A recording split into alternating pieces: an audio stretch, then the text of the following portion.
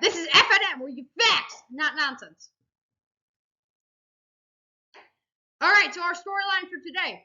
The U.S. House leaders look poised to move ahead a bill that would ban TikTok permanently from all American app stores.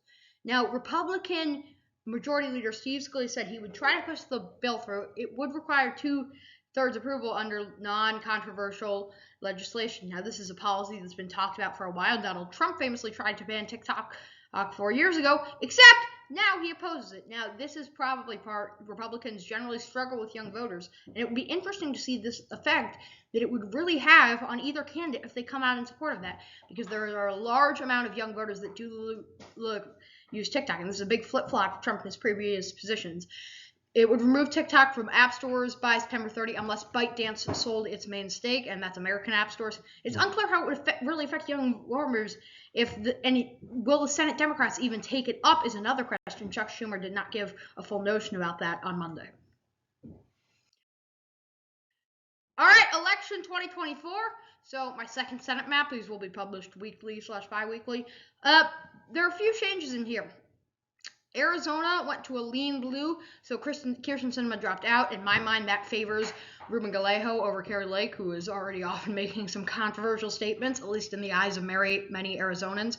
Florida, I think, lightened a bit, as did Missouri. Josh Hawley, new polling shows his opponent Louis Kuntz 12 to 14 points back. Obviously, that's still very likely, but it's shifted into the position where I can now call it likely, and John Tester and Sherrod Brown states are still very much up in the air. E. Jean Carroll's lawyers have attempted to sue Donald Trump again for defamation after he was found to defame her and pay over $80 million for it.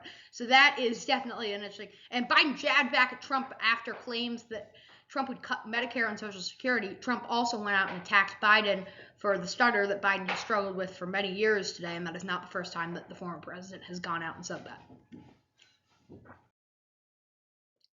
All right, your news for March 11th.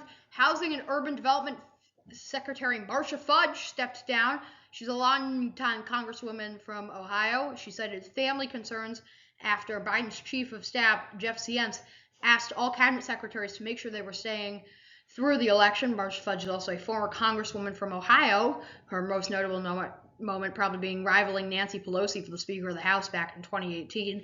Meanwhile, the U.S. government proposed hiring thousands of new Border Patrol officers. This is a plan of the Biden to restore the crisis at the border that they have been dealing with for a while. For the stocks, it was a pretty similar day for two of the stocks. The Dow actually flipped. It was up 46.97, or 1/8%. Meanwhile, the NASDAQ and the S&P stayed almost the exact same. NASDAQ down 65.84, or 0.41%. The same percentage as last week, and the S&P down 5.75, or about 0.1%.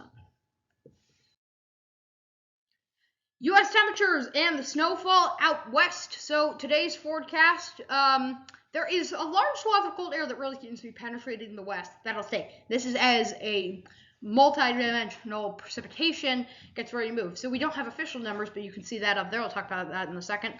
There is a very windy, rainy system. Places like New York City, Boston, and kind of the 95 corridor have received 6 inches of rain already in March. And tomorrow's forecast, it will move out. It's going to be a beautiful day, really, across most of the country, unless you live out west. And through Saturday a.m., a couple storms are going to really swoop through. We could see a bunch of snow out in the Rockies out west, which I feel like is something that I have said many times this year. This has been FNN, where you facts, not nonsense. Thank you for watching.